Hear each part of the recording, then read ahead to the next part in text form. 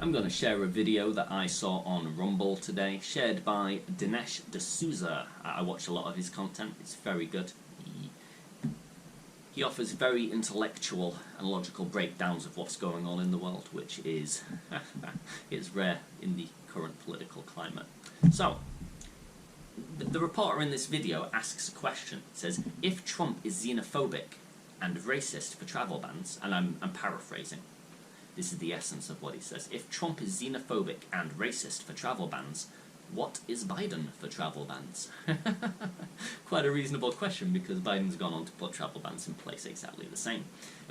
But for some reason, the opposition, being of a more mature nature, aren't jumping all over him and trying to destroy his reputation on account of it. So this reporter very respectfully asked, you know, if Trump is xenophobic and racist for all these travel bans, then what is Biden? Is Biden the same? Why is he not? And the answer, very dissatisfactory, very misdirecting. She goes on to say, Biden just wanted stricter mask and vaccine rules before travelling. Yes, now I see, now I see.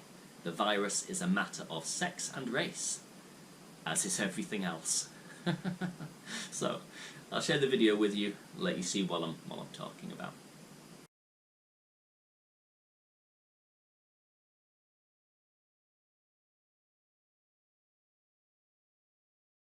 Now, I took information from another of Dinesh's videos which addressed how the education establishment might benefit broadly from young, impressionable immigrants, a lot of which are new to a culture and therefore more likely to accept that this is how you become popular within a culture, because this is how most people think within that culture.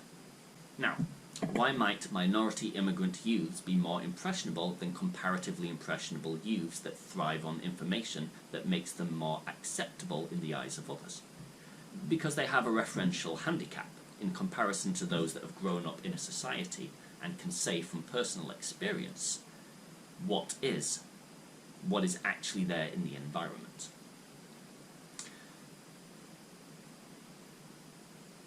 Which is not an insult to immigrant youths and their ability to use their noggin. It is a comment on the lack of cultural reference within a culture to which they are the newcomers. When you're new to a group, you don't necessarily know the dynamic of that group. It's not racist to say that, you just don't. It's a different culture. You weren't born into it. So, if it is a slight on either group of youths, it is on those that are born into the culture, raised in the culture, and yet still lack the ability to discern for themselves what it is that their culture most believes. These non-immigrant youths have a responsibility to challenge the propagandist garbage they are spoon-fed by their professors and even their parents, if it does not match the reality they see around them. Instead of thinking, okay, so this belief makes me popular, so I'll accept it. Of course, those responsible for creating flexible, discerning minds out of our youths are more accountable still, and beyond that, those paying or withholding payment for genuine service rendered, instead of payment for ideological conformity. I'll share a link to the video in the description below, but here's the thoughts I took from that video, which I believe was what was being communicated exactly, but I don't want to put words in the mouth of the author that he didn't intend. There's enough of that going on at the moment without me adding to it. Personal notes. An ideological establishment, or rather an establishment that benefits from vulnerable ideological youths, could prey on the vulnerabilities of youths that feel like outcasts by presenting a false narrative of how to fit in. Assuming this to be accurate, or just even possible, one might justifiably wonder if the open border advocacy of ideological political parties is in fact a vampiric and parasitic desire to become powerful by means of keeping others vulnerable or oblivious. This idea does not scream powerful party to me. It instead screams fragility. End personal notes.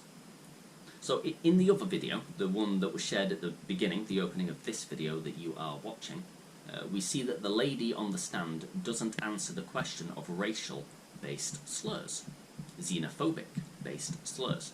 Instead, she says that Biden's issue with Trump's ban was a lack of virus preparation, which only brushes over the fact that the administration for which she works and speaks on behalf of used a perceived marginalization and victimization, and by used I mean supported and agreed with what was being said, the racial and the xenophobic slurs toward Trump.